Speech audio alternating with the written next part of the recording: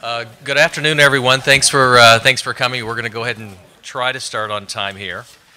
My name is Joe Nation. I teach in the public policy program here. I think it's my 7th year. I always say back because I did my postdoc here many, many years ago.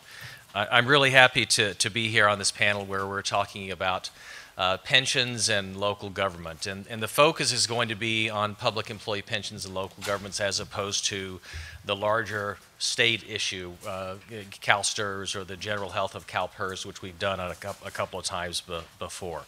I'll just briefly introduce the panelists. The panelists will have exactly 8 minutes to make their cases, and then we'll go to discussion for about 25 minutes, and then we'll go to Q&A, because one of the things that we really want to hear, and they really want to hear, are those questions and input from you. So I'm going to start, and I'll introduce the panelists from your left to right. First is Josh Rauh. Josh Rauh is a finance professor here at the GSB. We stole him away from Northwestern a couple of years ago. I guess it's great to have him here and the great work he's done. He's a senior fellow at SIEPR and the Hoover Institution, has a PhD in economics from MIT. His paper he wrote in 2012 was awarded the Smith-Breeden Prize. The title was Public Pension Promises, How Big Are They and What Are They Worth? So he's really the numbers guy we have here today. Then we have Karol Denniston. She's a partner at Schiff Hardin. She's provided bankruptcy analysis and counsel to clients for more than 25 years. Currently, her practice is focused on municipal restructurings. She's admitted to practice law in California, Texas, England, and Wales. Not sure how that happened. Then we have Tom Lockard on the end. He has been with Stone & Youngberg as an investment banker for exactly 30 years, and I think he's transitioning out of that as of a couple of days ago. Yes. And he has a BA from Stanford and an MBA from the University of Pennsylvania's Wharton School. And we'll start with Josh and go down the panel from there. Great, thanks. Well, thanks very much, Joe, for the introduction. So I was asked to kick us off here on this topic: will pension obligations sink our cities? By providing some of the numbers, background on some of these issues. So I'm going to do my best to do that. I want to thank Karol Denniston and Tom Church for excellent research assistance on this. This is I have a working paper that is a SIEPR working paper about the causes and consequences of the problems in public sector pensions. And that paper is online, so you can kind of read more about these issues there. That's my latest piece, and some of these comments that I'm going to make today are based on that. So, so what is the problem? The problem is that there are unfunded or underfunded pension promises to state and local government employees, where the definition of an unfunded obligation is one where the present value of the liabilities is greater than the current market value of the assets that are set aside to fund those liabilities. And the kind of science of financial economics is pretty clear about what the present value of a liability means. It means that if you were going to try to defease that liability today by buying a portfolio of securities that would exactly pay off this liability in every future date in every future state of the world, how much would that security of that portfolio of securities cost? And so the unfunded liability, essentially from a financial economics point of view, compares the difference between, it measures the difference between the present value of this liability promise, that is how much you'd have to buy in terms of bonds or other securities that would pay off the pension in every state of the world, that would defease this pension obligation, versus the actual amount of assets that are set aside. And when you do that calculation, you do it according to principles of financial economics and according to principles that are applied even by actuaries in Europe and the Netherlands and many other places where they have very deep defined benefit pension systems that cover not just public sector employees but also employees in the private sector. You find that the unfunded pension obligation for state and local government employees is around $4 trillion. That's a big number. It's larger than the stated amounts. So if you just take government reports and you add those up across the 50 states and the all the municipalities that report pension obligations, you find that that number is close to around $1 trillion. And the difference is related to this procedure for measuring liabilities and deferred compensation in the public sector, where state and local governments are essentially assuming rates of return, expected rates of return, on portfolios of risky securities, assuming expected rates of return on their portfolios, which include not just publicly traded equity, but also private equity, hedge funds, real estate, venture capital, all kinds of things, as well as fixed income portfolios that are of varying quality. So what the public sector does is they basically take those, they look at those portfolios, they say, what's the expected return on that portfolio? What is the return that I expect to get on that portfolio? And they measure the pension obligation accordingly. That procedure makes finance professors and basically anyone who's really versed in financial economics really uncomfortable. And the reason is that, well, first of all, what are these rates that they're using, these expected returns? They're 7.5 or 8%, okay, expected returns. And what is the expected return on a portfolio of risky assets? Well, the expected return is sort of, if you think about the future states of the world that might prevail, you know, good economy, bad economy, you know, good weather, bad weather, okay, you know, good global geopolitical situation, bad global geopolitical situation. You take all those states of the world, you line them up from kind of best to worst, and you take an average, a mean outcome across all those states of the world. What is that mean outcome? And that is where the 7.5 or 8% comes from. It's viewed as being the mean, actually an arithmetic return for those of you who are versed in finance. It's a mean arithmetic return that could be expected on this portfolio, meaning that across all these states of the world, what's the average? Now, we also know in finance that returns tend to be very skewed, meaning there's a very, very long right tail of very good outcomes that could happen with relatively small probability, whereas you can only lose 100% of your money. You can't lose more unless you're you know, levering up. And so as a result, because of that skewness, it turns out that even if you're properly measuring the expected return on a portfolio, that expected return when you have quite risky assets is going to come true less than 50% of the time. So my view in the research that I've done is that basically what public budgeting is doing in the state and local governments is we're treating budgets as balanced, but only we're basically relying on an outcome, a financial outcome, to come true that may well only come true in, my calculations say, around 30% of the future possible states of the world. And that's what I would view the probability of achieving a compound annualized return of 7.5 or 8%. So we're claiming our budgets are balanced, but in order for that to actually work out in the future, to actually turn out to be balanced, we would have to have a kind of top 30 percentile outcome. You know, you have to be in the top 30 percentiles of possible future outcomes. So that's what a lot of the research that I've done in the past has been about. The handout that I've got here, after introducing that, I just want to walk you through some basic facts now about local governments, because this talk is really about will pension obligations sink our cities? So what we did was we went and looked across we kind of lined up the biggest cities in the U.S. that we could find.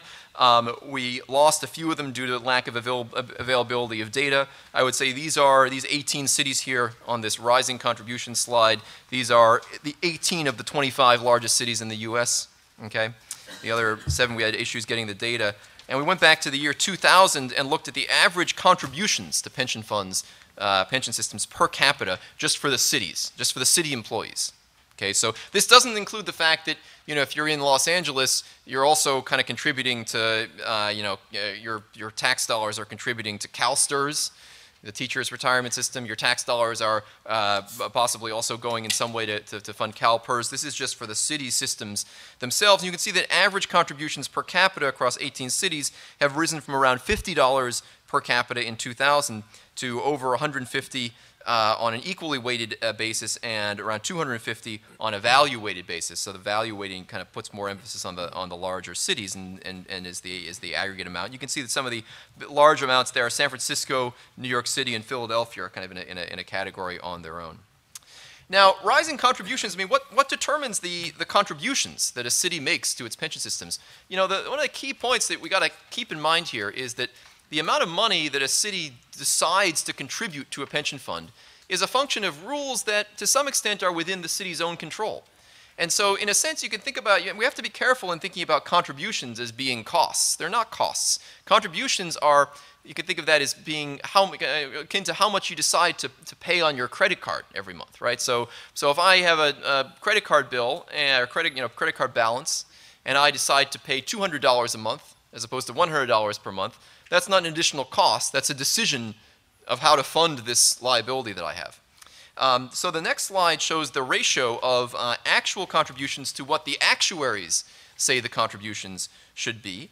And you can see that we have here an equal weight and value weighted basis for the 18 cities. You can see here that there has been a general downward decline in this ratio. So it used to be in around 2000 around 100%, and it's kind of gone through some cycles, but in general there's a pretty cyclical downward decline, so that the average is on an equal weighted basis around 84%, and on a value weighted basis around 78%. So what that says is that the cities are contributing amounts to the pension systems that are less than what the actuaries, what the experts who are measuring these pension obligations say that they should be. And it's worth keeping in mind when we talk about that the actuaries are also measuring their calculations based on these expected returns of 7.5 or 8%. So 100% contribution is one that achieves a full funding of this pension system under the assumption that they will achieve 7.5 or 8% compound annualized returns. The point of this graph is that we're moving towards this, even the contributions, even though the contributions themselves are increasing, the share of what the actuaries say they should contribute, that share is actually going down. They're contributing less than what the actuaries say they should contribute.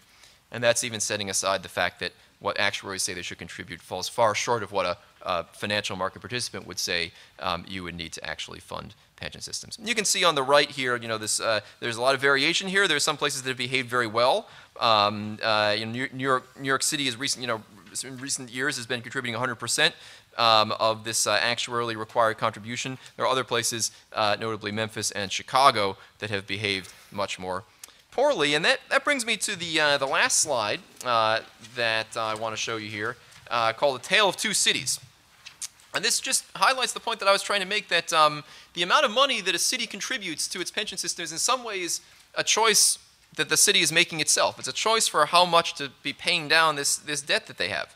So let's look at San Jose here. San Jose, as most of you know, initiated a pension reform in 2012. And San Jose was a city that was contributing 100% of what the actuaries said they should contribute. That was part of their system of rules for funding pensions. You can see that since 2003, they were funding 100%.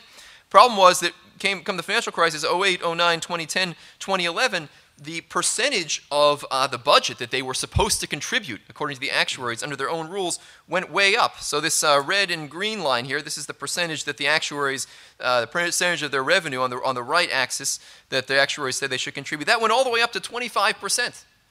So by 2011, San Jose was in a situation where they were supposed to be contributing 25% of their revenues to pension funds under their own rules.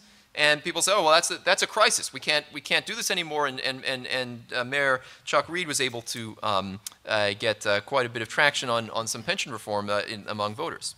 Let's contrast that with Chicago. Okay, so the graph on the right. The blue line shows the percent of the actuarially required contribution that the city of Chicago contributes to its pension funds taken together.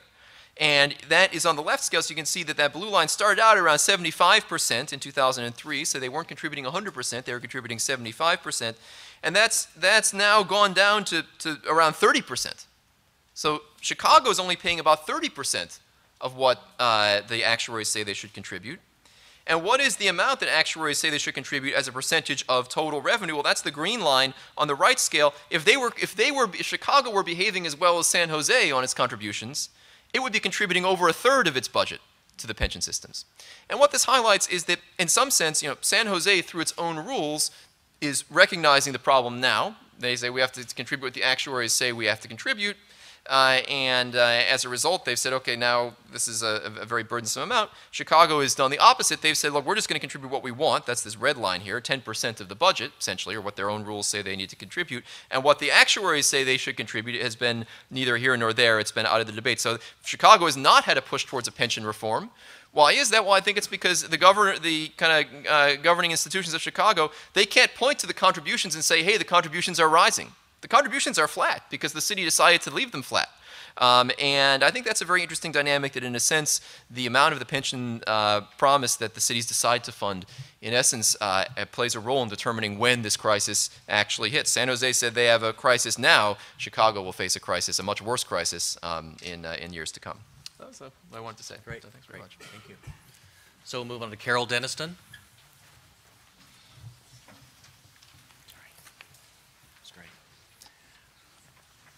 I want to thank you for the opportunity to speak to you today about pension reform, and also have to say, as a partner at Schiff Hardin, these are my views and not the views of the law firm.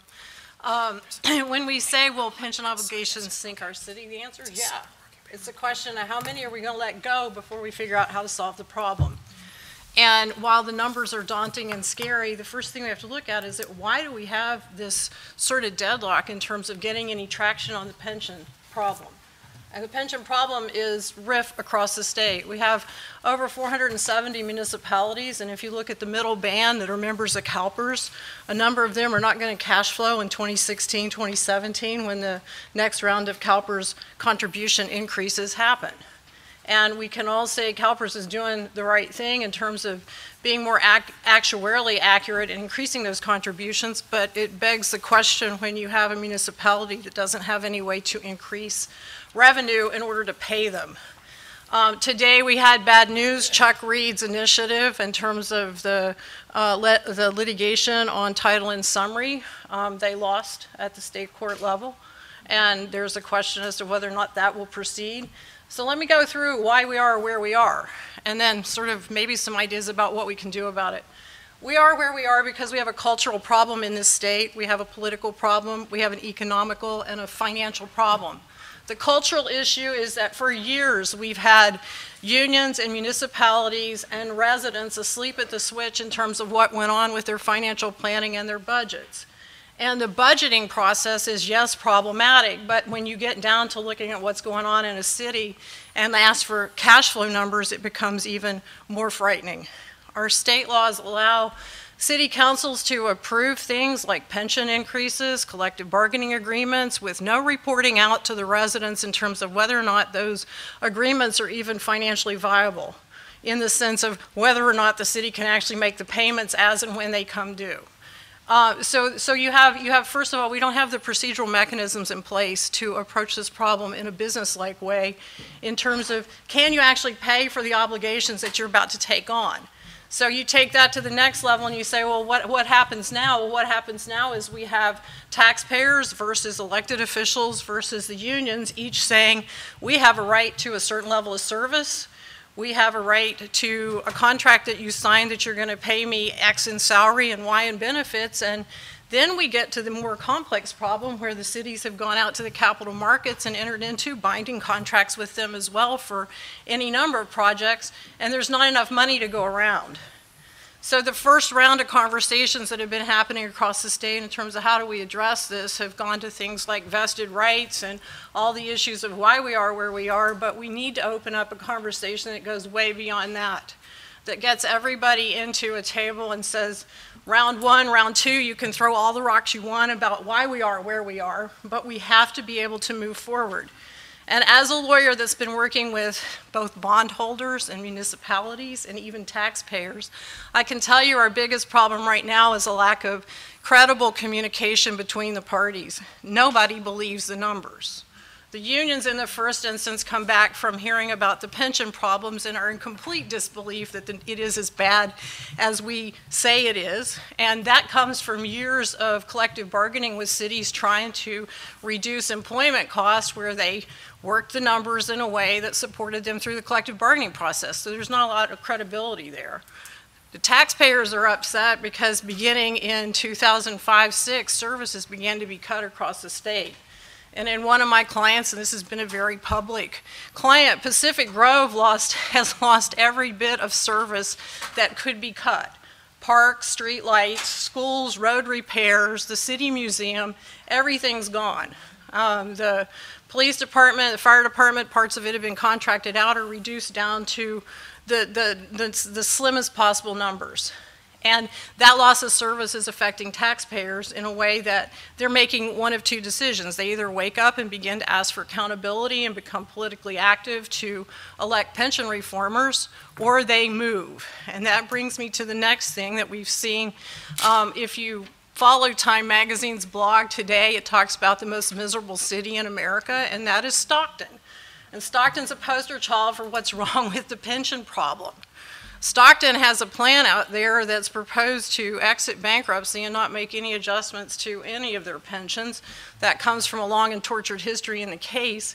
But you have to step back and say, don't we have sort of a story already making in Vallejo, who is going to be tapping into their reserves this coming month, who exited bankruptcy, I think, 3 years ago.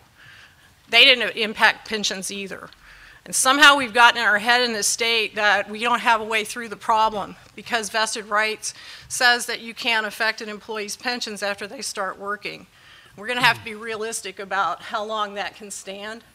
We're going to have to take a hard look at it. We're going to have to educate more of the unions and the rank and file about what these numbers really mean. There's not enough cash to pay. So at the end of the day, when you say, how do we get there? Better communication, neutral communicators. In other words, there's nobody on a city council that a collective bargaining person is going to believe.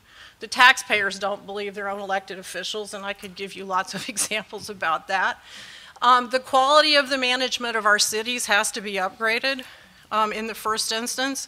While we have done a lot of laudatory things in terms of changing the way we account for pension liability, the way it's reported, the toolkits that the city governance, the people that are actually working, making decisions, they don't have the skill sets to implement them.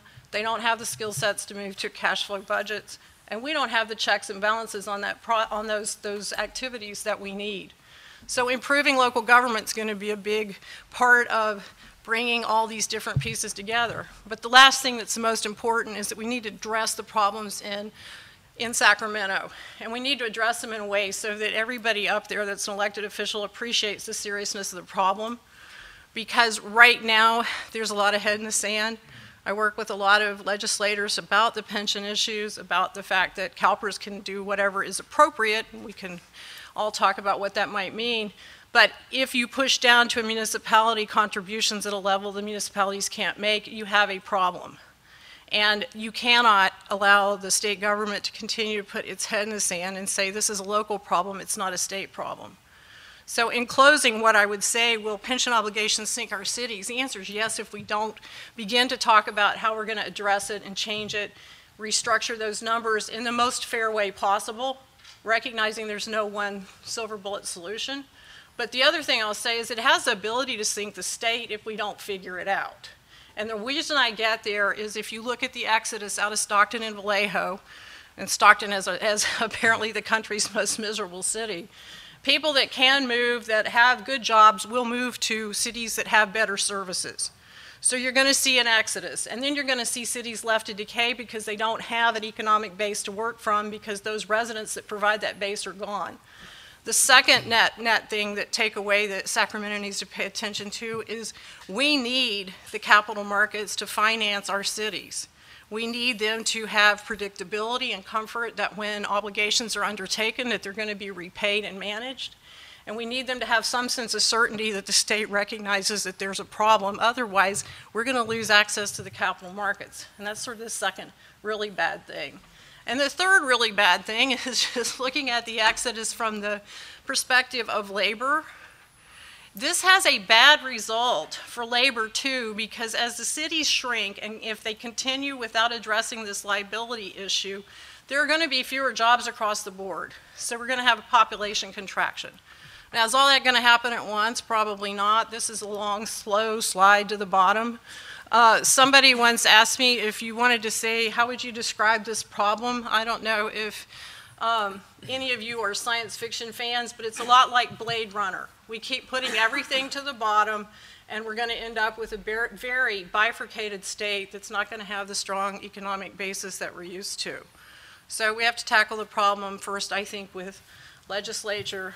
Then we have to deal with the laws that need to be adjusted to allow for a reasonable restructuring process.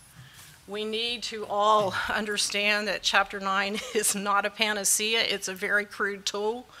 I liken it to trying to hang a picture with a screwdriver. It doesn't work. And the reason it doesn't work is it's a knockoff of Chapter 11, where you can do all kinds of things that aren't available to municipalities. So it's not a fix. So at the end of the day, if we're going to solve our problems, we're going to have to figure out how to improve communications. We're going to have to figure out how to train local government so that they can begin to tackle these problems. And we're going to have to find a safe harbor where people can talk to each other without fear of failure. Because the biggest challenge when I meet with our legislatures is, I can't get into this. It's going to affect my base. Labor put me in office.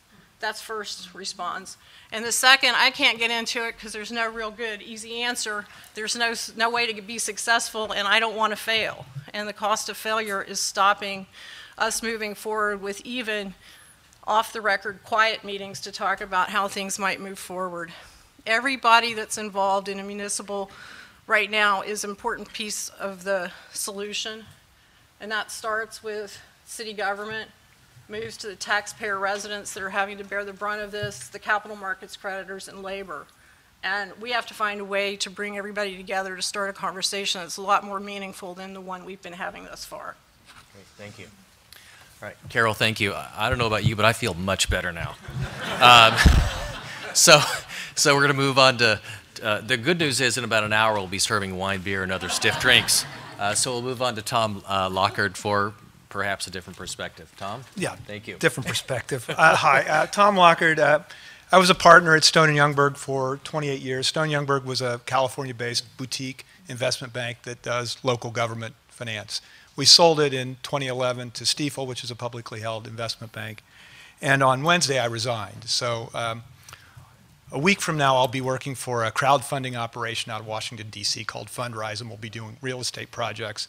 And we're creating a broker-dealer. We're doing a material change of business for an existing broker-dealer, and we'll be doing crowdfunding for real estate projects. So I'm making a big career shift.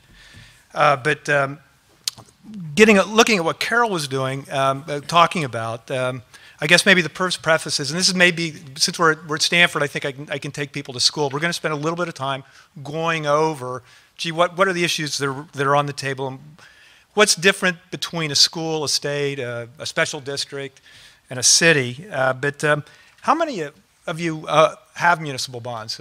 A lot of people here, I'm guessing. This is my demographic, thank you. Do you own municipal bonds? I'm guessing you might, but anyway, if you're here in California, there's a good chance that I had my fingerprints on it, or my firm had their fingerprints on it, because we were the largest underwriter, again, of local government debt. Not looking at the state, but local government. So that's what we're going to talk about. So Karol mentioned that there are about 500 cities in the state of California. There are 482, and about 120, 125 of those are charter cities. And I don't want to embarrass anyone, but I'm going to guess that you don't know the difference between a charter city and a general law city. Okay, a general law city operates under the government code, which has been prepared by the state of California. A charter city is what in other states you would call home rule. There's a local constitution, okay? So there's a municipal charter that dictates how a government will work. So when you look at Josh's slides of San Francisco and you say, gee, you know, San Francisco per capita is really high. Well, city and county, thank you. I've got a ringer in the audience. So it's a city and county. So there it emphasizes just the granular difference even within the charter cities within California, because there are 58 counties here, there's only one city and county. Well, what's the difference there? Well, what services are cities responsible for providing in California, or in most places? Well, you can ask people that, and again, I don't want to embarrass you, but I'll tell you that it's basically public safety. What's that? It's police and fire. 75% of most municipal budgets will go to police and fire. So that's really what we're talking about. We're not talking about schools. We're not talking about their water enterprise. We're not talking about their sewer enterprise. We're not talking about the park district. We're not talking about your open space. It's really about police and fire. So when you're talking about pensions and the crowding out of budgets with pension obligations, you're really talking about the provision of police and fire services in your community.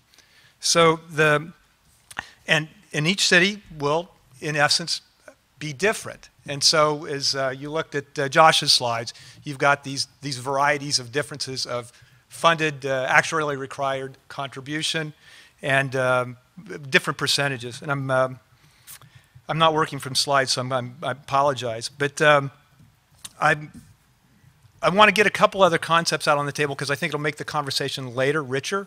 So the actuarially required contribution, Josh has explained, it's what's required to be set aside every year to meet the pension obligation, which is a long tail problem, is something off in the distance. The important thing to look at, and what we looked at as investors, was what percentage of the annual general fund budget is being sucked up by the actuarially required contribution. So Josh mentioned that I think the San Jose, it got up to 25%. That's at the high end in California, okay? But if you start at 10% and it moves up to 25%, and you're operating in California where you have no ability to change your revenue because of Prop 13, okay? Prop 13 sets the maximum county property tax rate at 1%. So if you want to raise tax revenues, you really can't do it unless you get a 2/3 vote. So there's no way to increase your revenue to account for the fact that your actuarially required contributions either increased or during the recession, your revenues contracted because property values contracted. Well, what else makes up the general fund revenue in a city besides property tax? It's sales tax, okay? It's driven by the economy. So as we went through the recession, we had a contraction of property values, we had a contraction of sales taxes. So as a consequence, there was less money available to pay for basic services, which in this case are police and fire. So the actuarially required contribution went up as a percentage of the revenue that came in each year, okay? So what that created was this wonderful opportunity to talk about the unfunded actuarially accrued liability, the UAAL. So this big problem that everybody looks out off in the distance and says we've got a $4 trillion pension problem. Well, we had an economic recession. That created a political opportunity in the state to say, how are we going to tackle that? And I think it was a very important opportunity for the state, and we may now have lost it. Because if you look at the revenues that have come in February, and how does the state operate itself? Again, I don't want to put anybody on the spot, but the state operates itself largely through income taxes, okay? And we all know that those move up and down, and that California is very lucky because we're creating new businesses, a lot of wealth is created, income taxes come in, they come in a clunky fashion, but in February we collected $1 billion more than we expected to. So we're now collecting more money. Politically, it's going to be very difficult to tackle the questions of the unfunded pension obligations because it now seems as if the economy's picking up. And if you talk to the developers in San Francisco, construction costs have gone up 10%. They're going to go up faster. Why? Because LA all of a sudden has woken up. Construction has picked up in Los Angeles. And so you're going to see revenues go up. And I think politically you've lost the opportunity to have this conversation that Josh and Karol and many of others of you would like to have, because I think revenues are going to be coming in. The last point I'd like to make, and then we'll open it up to conversation because I think that will be rich, is just this notion that as revenues contract, again, as property values contract and you lose property tax income, sales activity contracts, you lose sales tax revenue. You've lost the ability to actually increase your revenue in any way, but you know you've got to provide for police and fire service. What can you do as a local government? You cut police and fire. You cut the level of service. Okay, so you've cut down on your level of service. At the same time, your actuarially required contribution to your retirement pension has gone up. So that provides even more compression, and it reduces your level of service. What a community has to ask itself is, what does it want to have? In California, we don't have the ability to increase revenues to maintain a constant level of service. So this becomes a bit of a problem. But as you look at the communities that have gone bankrupt in California, Vallejo, Mammoth Lakes, it was a legal settlement, Stockton, San Bernardino, can we see anything? Can we see a pattern in any of those four cities? Well, let's throw out Mammoth Lakes. Okay, it was a legal settlement with a developer.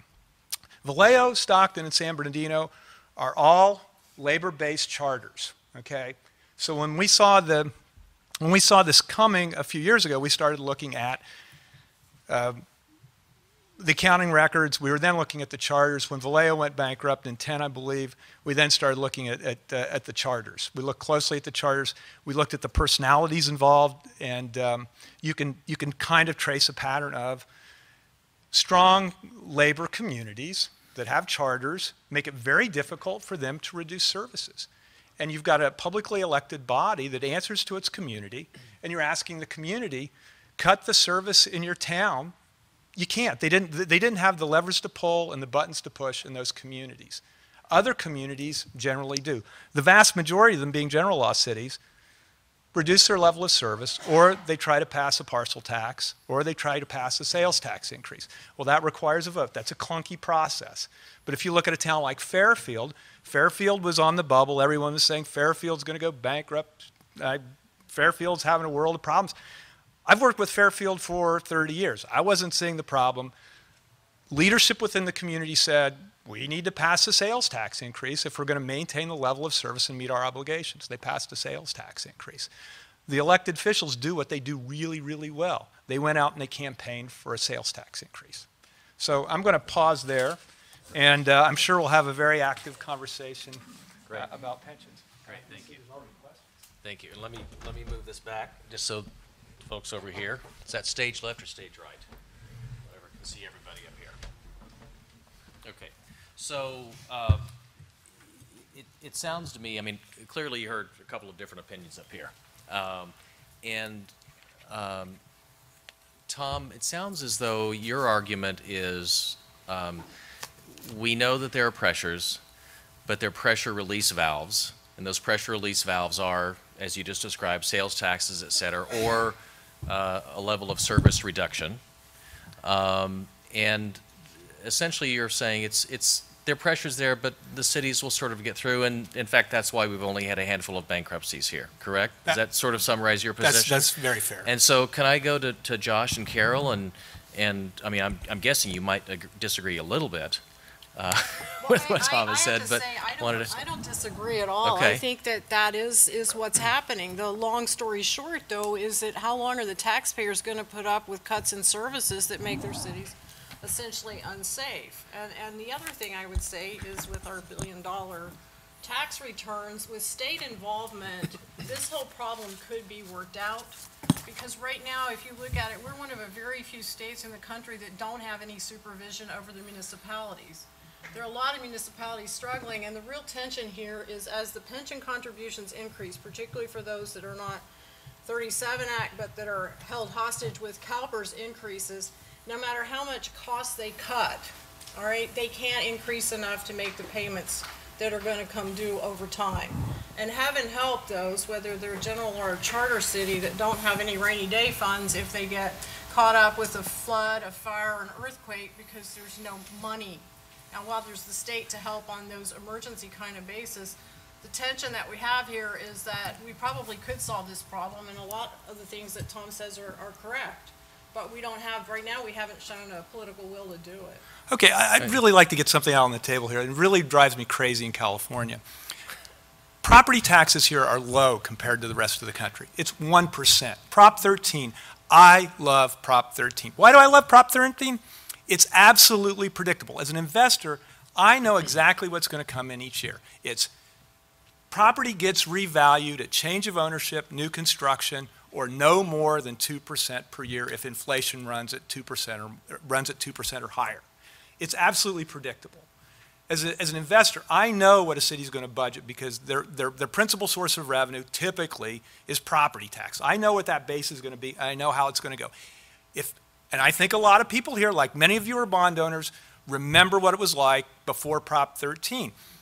The Orange County assessor went to prison every 2 years. Okay? It was a completely corruptible system. You haven't seen an assessor go to jail. There was one last year in LA that went because property value had contracted. Under the system we have with Prop 13, you can make an appeal to reduce your property value, and it got corrupted. He dropped the property value, and then he didn't let it go back up. But it's a 1% property tax on that base. So you know when you buy your home or you buy your property, you buy your business, you know exactly what your property taxes are going to be. So as a taxpayer, you're getting a great deal, okay? The other thing is sales taxes. Local government's only getting 1% of whatever your local sales tax rate is. So let's say you're paying 8 1/4. The local government's only getting 1%.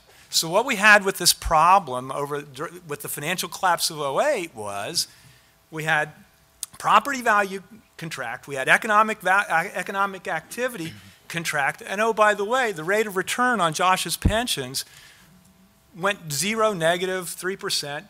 This past year, the rate of return was, for CalPERS, was 13, 12, 13. CalSTRS was 12, 13.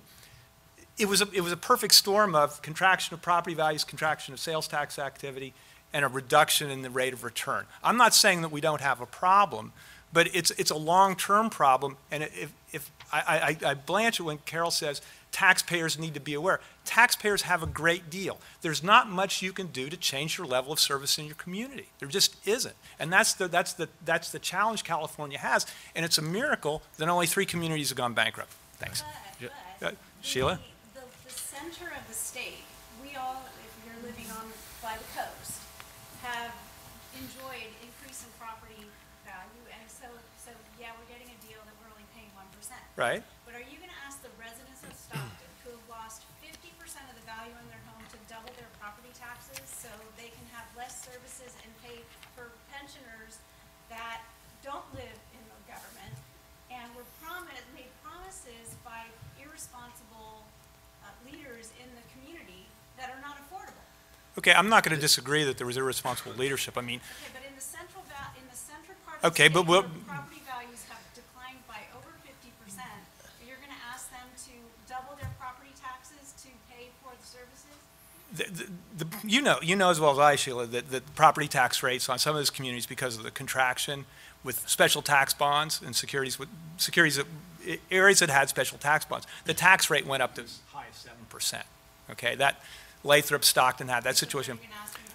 But as you look at it, it is correcting. The property values are increasing there. The coast, absolutely. Still well below. But we're not seeing. You've seen Stockton go bankrupt.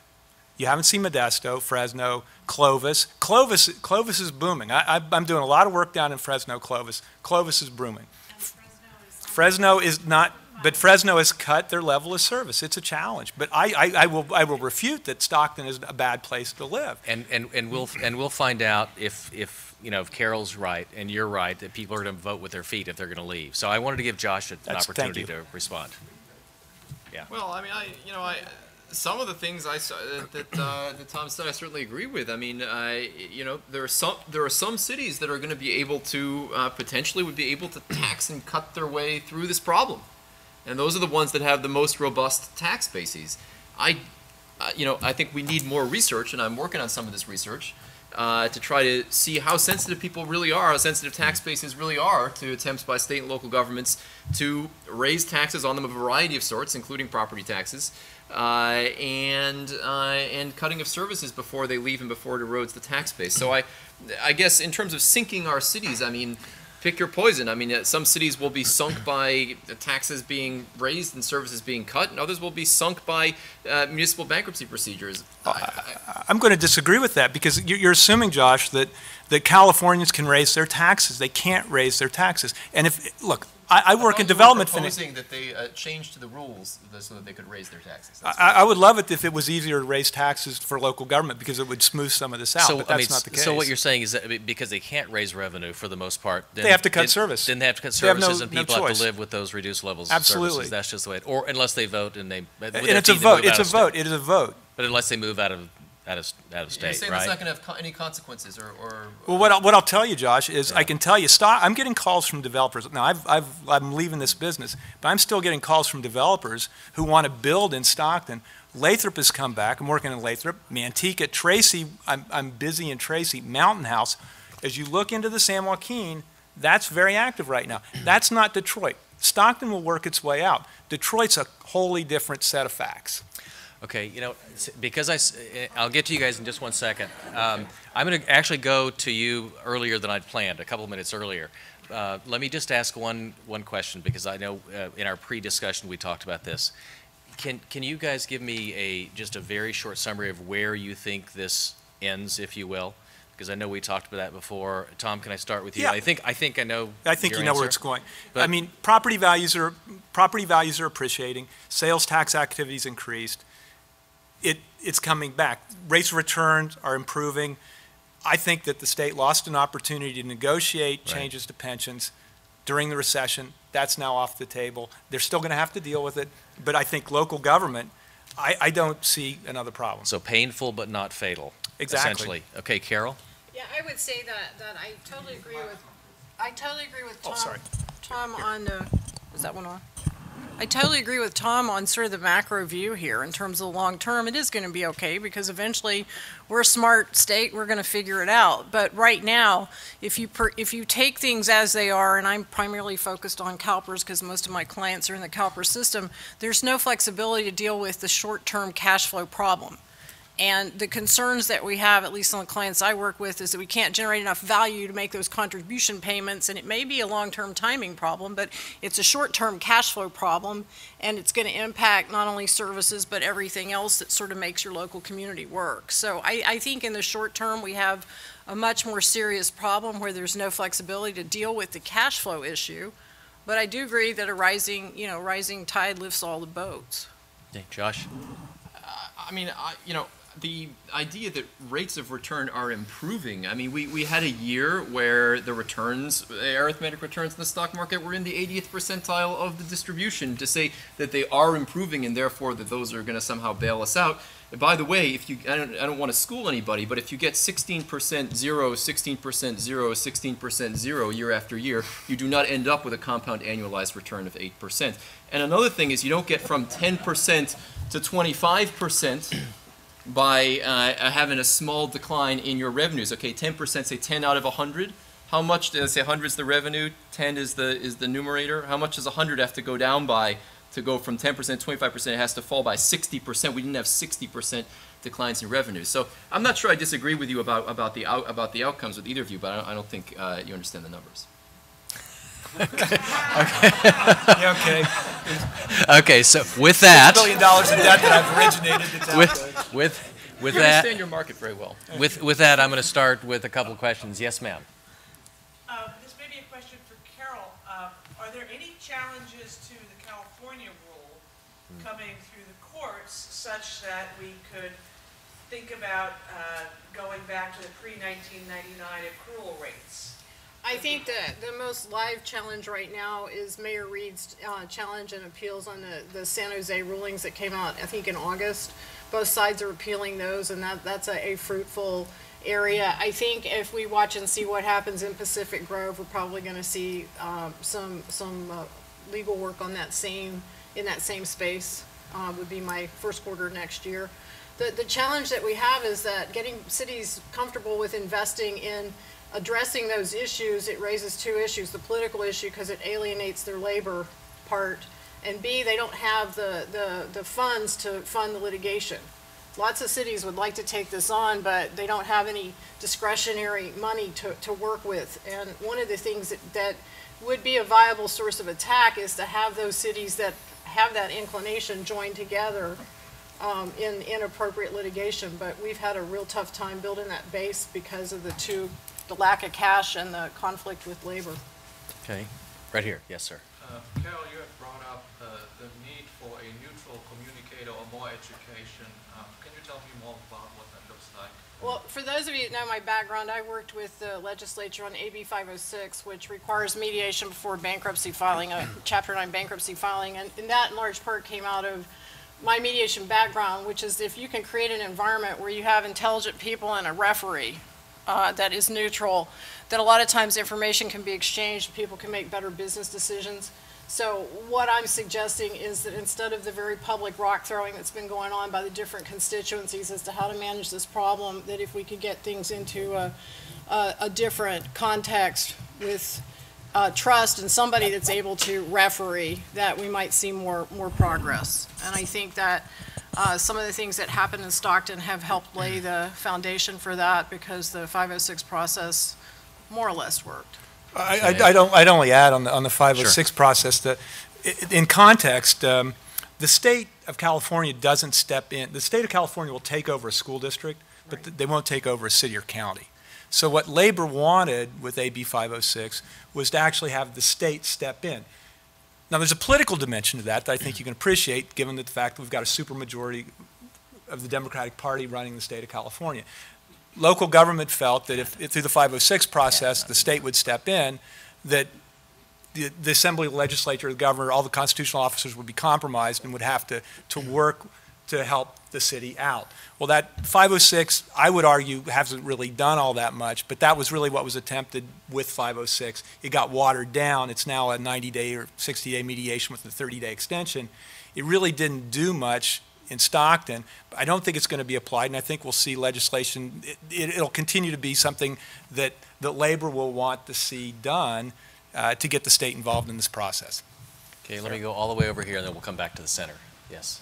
So I would normally throw this question in this mixed with this topic, but because Tom, you brought up the question of bondholders. How is the average bond buyer? I mean, not people in this room. Well, this room's full of bond buyers. It's full of them. That's not what I'm talking about. I'm talking about every little old lady out there, like somebody related to me, who hold bonds. Right. How are they supposed to understand this? How are they supposed to? There's been a lot of articles in the New York Times this week about pricing transparency. This goes to the core of financial health. Forgive me for what I say next, Tom. Fair. I watched too many Stone and Number ads in 2007 saying municipal bonds are safe to get 11.76% return. And I know how that happened. I don't know how you got there. But the average market did not know that. So Okay. how is the buyer of bonds, who doesn't understand very much, Right. supposed to understand this debate about how healthy the municipality really is? It's tough. I mean, I don't believe that I might have been overseeing the ads at that point, but I don't remember 11.6. But I get the point of what you're saying. But not all bonds are created equal. So it's a minimum investment of $5,000. It is not an investment for everyone. And there's California leases. There's a difference between a general obligation, which is a tax, and a general fund obligation, which is to budget and appropriate. Those are things, requiring budget and appropriation of annual payments is higher risk. They trade at a lower price. I know that. Okay. I know that. Do you really think that all those people out there who buy bonds for income, Right. that maybe do it through mutual funds, whatever, there's Right. high tax rates in the not. state They of don't know. California, and they think that's what they're supposed to do.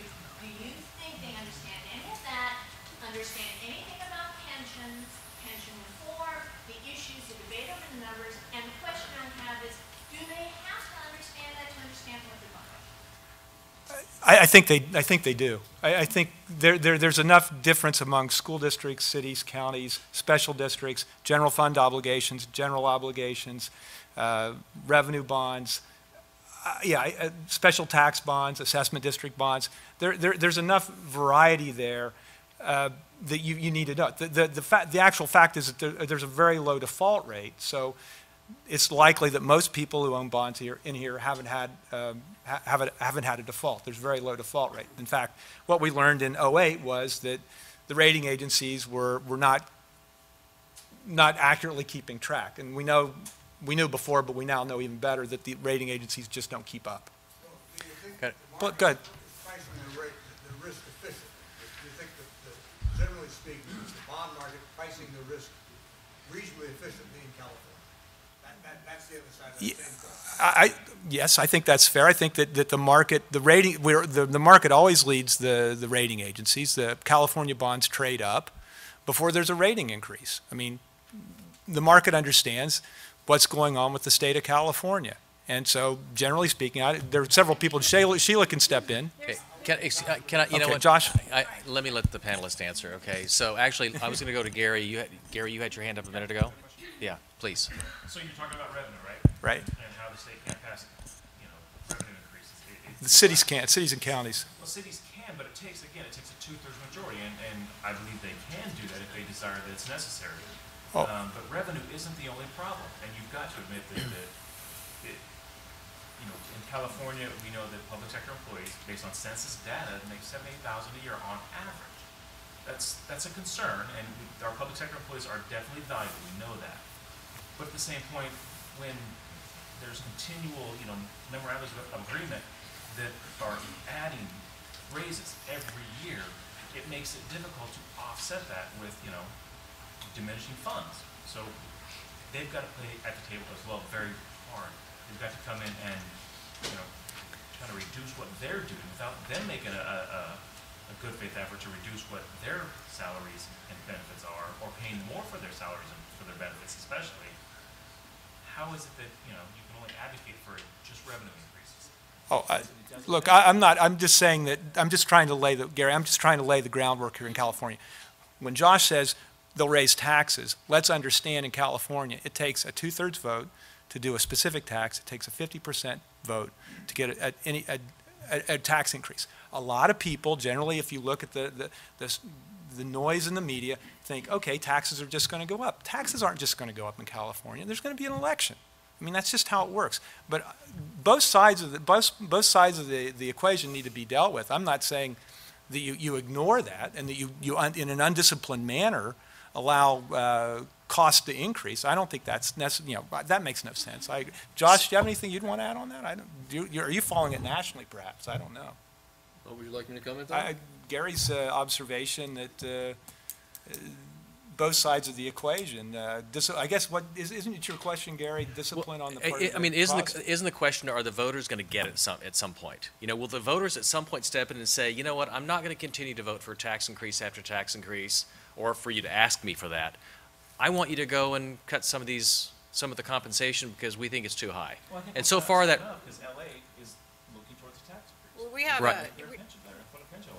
No, in our test kitchen, we have Mendocino County where the voters voted Right. down the tax increase because they wanted more control over expenses and pension reform, and that's Mendocino.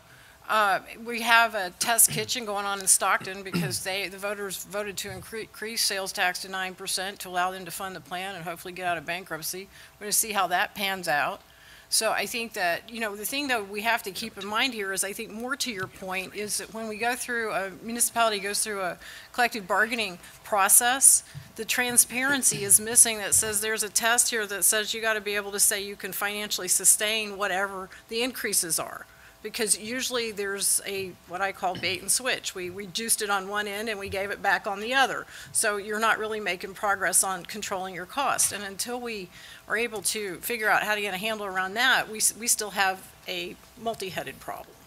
Do you want to jump in? Yeah. Jump in and just say that, one of the issues is just that the cost is completely mismeasured all over the country because of the way that these accounting rules are done, and so even when you have reductions in the rate of benefits that are being accrued, you're really just slowing down the rate of accrual of new unfunded liabilities, and to me that's the root of the problem. I haven't really gotten very much into whether this is going to be solved with tax increases or spending cuts primarily, and the answer to that is going to depend on, to some extent, indeed, as we've discussed, where you are, what the city's own state's own rules and regulations are. Yeah. So Autumn was next. Autumn Carter next. Hi, Tom.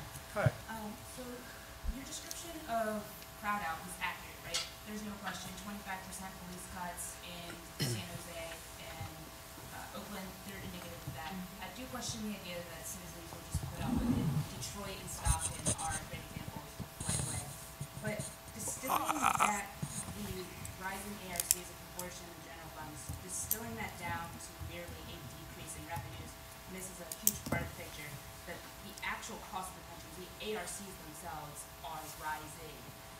Every year that you underfund a pension, those costs that the state didn't, or that the city didn't fund, as a portion of the ARC, they roll over into the next year. And that just, they're amortized, but they keep rolling over. So this ARCs continue to grow. But more than that, every time your fund also fails to achieve its investment assumptions, that's, if you take a 70%, if you're supposed to be earning your assumed assumption, 7.5% on 100% of the assets needed to fully fund the pension, but you've only got 70% of the assets there, then those are foregone investment dollars, and it would take years and years and years of double-digit growth to make up some of these shortfalls. Okay, I've already established that I don't get the math. Josh made that clear. So, but I will dispute that Stockton is not shrinking. Okay, Stockton is growing. Okay, people are moving to Stockton. Okay, one. Okay, housing's happening.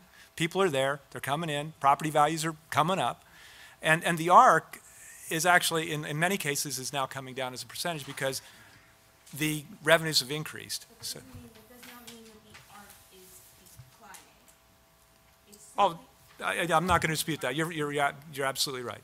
It will crowd out. Yes, sir. Yes, Okay, absolutely. this gentleman right here. Yes, for Josh. When I talk to fund managers, they say that the actuarial assumptions have been politically set. They don't agree with them at all. They don't think they can meet them, but the politicians are telling them that's what they have to earn. So when we show 7.5 to 8 and the fund managers don't agree, where are the checks and balances or the honesty or the role of the actuaries? What's going on here? Well, I do think it's incredibly difficult to. Who is really responsible for stepping up and saying 7.5% or 8% is inappropriate? Is it the actuaries? I think the actuarial profession is having some internal wranglings over this very issue. Is it their responsibility or not? And I know from Chicago, I knew a gentleman who his firm had previously done the actuarial work for the city of Chicago. He wanted to update some mortality tables, perhaps change some assumptions to make them more realistic. His firm was let go in favor of another firm that preferred some more outdated assumptions. So I'm not sure placing the blame squarely on the actuaries is the right way to go. I do think that some oversight over the governmental accounting standards is important, and I'd like to I think that's the place that one has to look. I mean, this speaks to the issue of governance, and there's certainly more work that's being done on that. I just finished a project for RAND on that, and there's a tremendous amount there. In fact, I've argued that governance is is equally or maybe even more important than the math. So let's go to this lady here. Oh, you're okay. Then go ahead. Thank you. Love everyone back once. Go ahead. All right, I had a question for Karol Denniston and then also one for Tom. Quickly to Karol Denniston, when you had your figures as to the city's contribution, I assume that contribution included the part deducted and paid and taxed from the employees' payrolls. Okay, so it was so money that was taxed to the employees was part of the contribution that the city is supposed to be paying. Not in these numbers, by the way. No, not in my numbers. Not in your numbers, but in terms of, if you're asking the question, when we look at the CalPERS contributions, does that number already take into account what the cities have contributed, the individual employees have contributed? Or whoever, yeah, and thank you. Yes. And then for Tom, politically, do you think that the concern about this will enhance the possibility of getting a change in a Prop 13 that clarifies whether successive corporations can willy-nilly keep the same low basis that the original corporation had, even though it's been bought and sold several times, and a homeowner's basis on taxes would go up, but the corporations are staying the same? So what you're referring to is commonly referred to as a split roll. Yes. So there's a difference between residential property valuation and commercial property valuation. And state of California in 1978 basically changed the rules. There aren't enough assessors to hire to reassert a split roll. So you could get to a place where politically, through the initiative process, somebody might be willing to fund an initiative to create a split roll. It would take several years to actually get to an effective split roll. I'm not really necessarily talking about a split roll. I'm talking about the same roll now, but your taxes, your 1% is put on your original basis. Okay. Okay. Sure. Like I've lived in my house 40 years, lucky me. Okay. Indeed. But when we bought our house, there were businesses, say in Emeryville, right, that have since changed hands a number of times, and the successor corporation is still paying on the basis of the original corporation who owned the property that they bought. Right. In other words, the valuation. No. It's been transferred through trust, and there are legitimate legal ways to do that. Now, the legal loopholes could be closed. Emeryville's a bad example. I'm sorry, because there have yeah. been bills that have failed Right. to change the loophole. Do you think, well, I'm asking you, do you think there's an enhanced possibility of closing that loophole? I think that's an anti-business. I think that's an anti-business initiative, and I wouldn't really think that would be very popular. Okay, I've got at least 3 people. This lady here, then we'll go over to the gentleman in the black shirt. Yes. I have some disagreement with you, Tom. Okay, sure. If you get into this thing where you don't get any, cities don't get any more taxes, you just have to keep on taking cuts and cuts. Mhm. Because it's the other side that you were talking about, the pensions themselves. I know Palo Alto, I live here. Mhm. 98,000 average salary plus 45,000 in benefits every year. Mhm. If you work 30 years for the city, public safety, you get 90% of your salary back each year. Right. And we've got a city manager assistant who just retired at $200,000. He's gonna get 180,000 Mhm. every year, and he's 55 years old, and he has a wife, and they'll get full benefits. I mean, there's no cutting back on the pensions themselves, which are getting to be so unwieldy and so high, and the pension level continues the same whether the city has good times or bad times. So Carol, I guess my question is, how can we start, how can we tell these escalating pensions like Crick was for years, 30, 40 years? Your question's a good one, and it kind of brings together the differing views, because we do have escalating costs. We have basically, if we, setting aside some distinction, flatline revenue. And the only way to get to it is to start a dialogue about what's going to be a fair way to manage the problem. I personally think it's going to have to come in phases, because people have to understand that it's just simply not sustainable what we've created. But isn't some of this embedded in the Constitution itself that says thou shalt not change the pension benefit? Well, we refer to that as a California rule. Yeah, I think that there's a lot of people that would take that position, and the $64 question is, does that need to be changed? But an even more important question is that if you could get the facts out, pick any city that's challenged, showing that the increase in costs, the flatline revenue, and the fact that there's not enough cash to go around.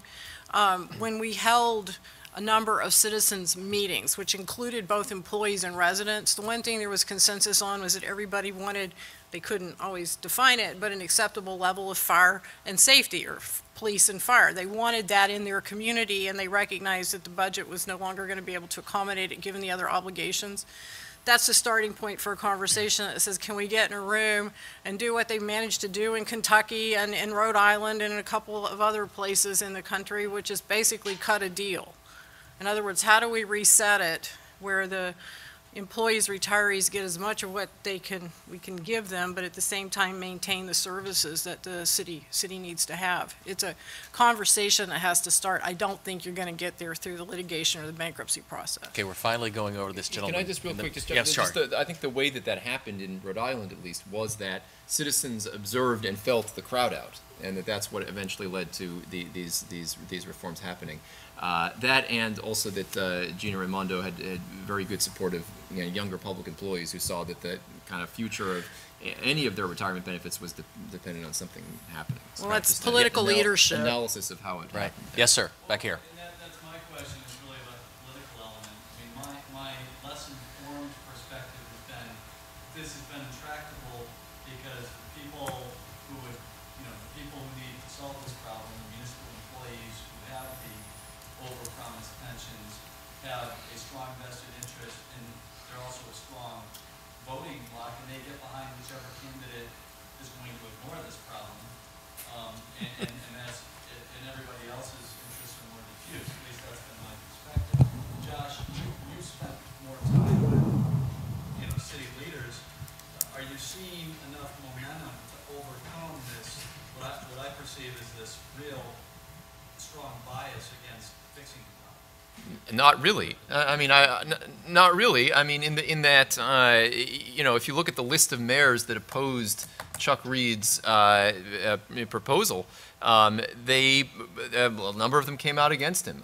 So at the city level, no. I mean, I'm not seeing much leadership here in California or around the country on this issue. I haven't studied I'm not a political scientist. I haven't studied why that is. But the fact is, there's not much leadership at the city level to change these things. I think it's interesting that in the Chuck Reed's proposal it is still, we can still use the word is despite what happened yesterday. It's about the California rule. There's also a part of it that's about the disclosing unfunded liabilities. And it's unclear to me. I think the mayors who opposed it, I think that a lot of the opposition seemed to be at least justified by the idea that they were concerned they called them costs would go up under Mayor Reed's proposal. What they're referring to is the fact that they would have to reveal their unfunded liabilities, and then there might be pressure to actually fund those. So again, pressure to make your credit card payments go up from $100 to $200 a month, and I think that's partly what they were reacting to. But they're required to put those out through 67, GASB 67, 68 anyway. It can happen anyway. Okay, this gentleman here. In the 60s, businesses were fiddling with their reporting of pension liabilities when they had defined benefit plans, and they switched to defined contribution plans because they couldn't handle the need to be honest. The guys actually went to jail.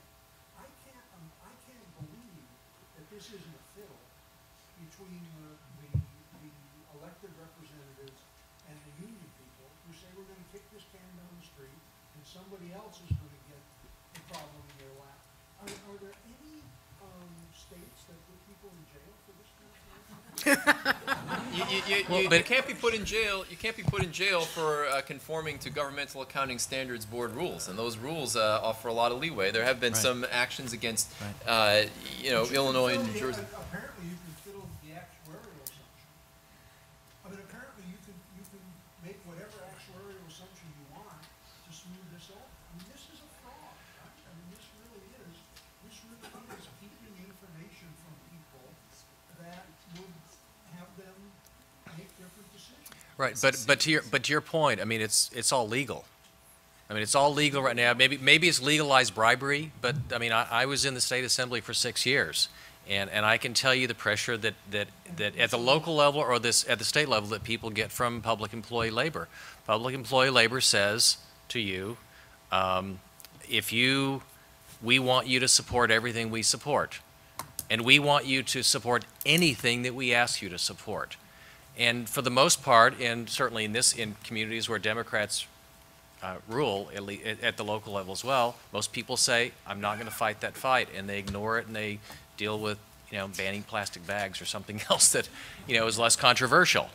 But that's the reality of it. One point on that. I mean, the great thing about California is you do have direct democracy, and so you do have the initiative process. And notwithstanding what's happened to Chuck Reed's initiative, if this becomes enough of a problem, California has the means and the manner to take control of it, and that's what we did with Prop 13. That's what we did with Prop 218. Pick a proposition.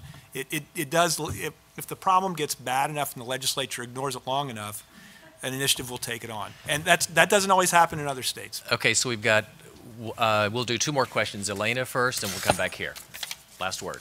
I just wanted to make a comment again generally for Carol, and besides and Tom's comment as well, that just recognizing there is a problem is very problematic in itself, because what we've heard today is that it's the structural deficit when your expenses are rising, those are mandatory expenses, constitutionally protected. Your revenues are flat or limited at best. I mean, potential for override, but very difficult.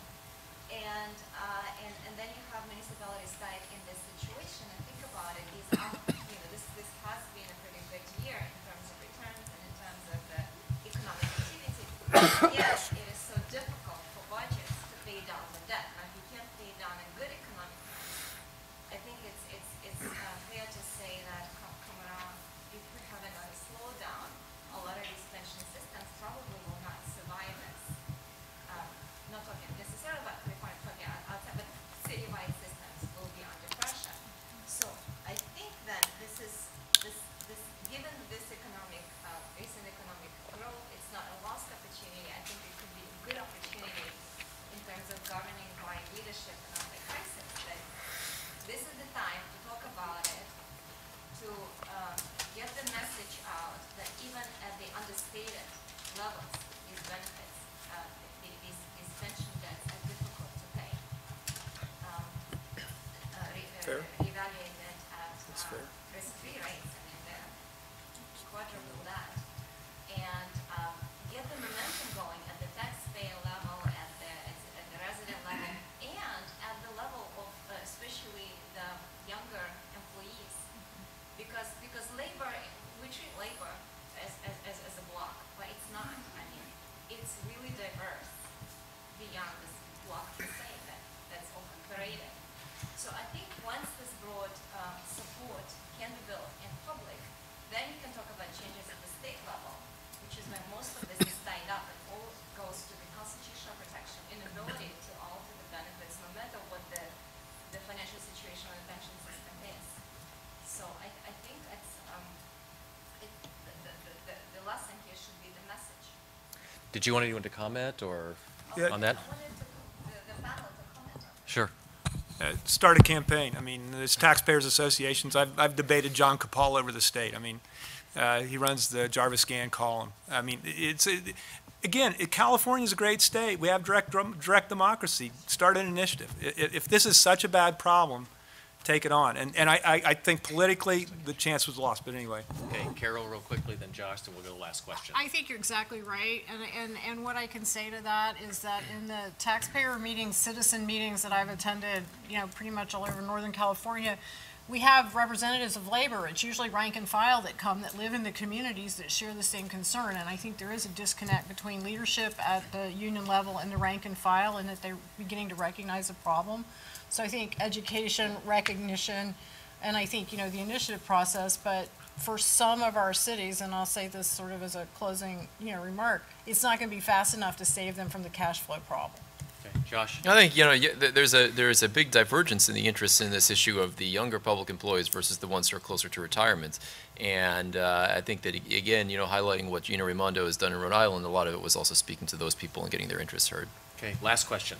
There's a lot of bickering one can do about revenue versus expenses, but I think all of that is just going to patch up any problem unless you fix the underlying problem, which appears to be called education governance.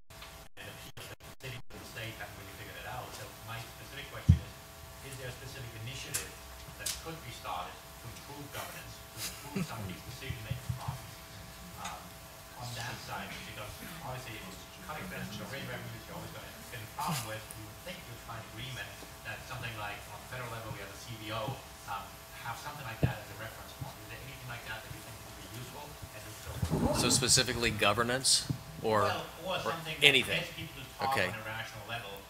The only thing I can think of would be if Congress, the federal Congress, would take some action to implement, to affect state and local government accounting rules, because they're out of whack with every sense of financial reason, also what other countries do. So I mean, that would be the only thing that I see. Otherwise, I'm not optimistic that the state will come in and do regulation that will make the cities behave themselves. It's kind of asking the wrong people to be the babysitters. Yeah, I think if you want to take on a constitutional problem, it's having the Fed try to step in and tell the states what to do. But setting that aside, I think that the point that you raise is really the fact we have no supervision at the state level over municipalities, and that's been an ongoing conversation from the 90s to the current date, and the League of Cities and Labor are both intractable on that point. So we're going to have to elect a legislature that can provide the leadership to impose basic supervision, because with supervision and disclosure, this problem is going to get flushed out and ultimately addressed. Okay, Tom?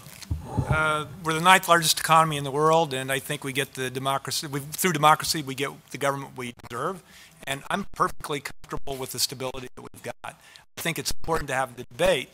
I don't think there's a polemic. I think if it becomes a polemic, we've got the resources to be able to deal with it. So I like stability. And I think California is a very fertile place because it is so stable. All this noise around the edge is exactly what I just said it is. It's noise around the edge as far as I'm concerned. Great, thank you very much. I wish we'd had a livelier discussion. I wish we'd had a more engaged audience. I want to thank the panel very much. Thank you. I say time.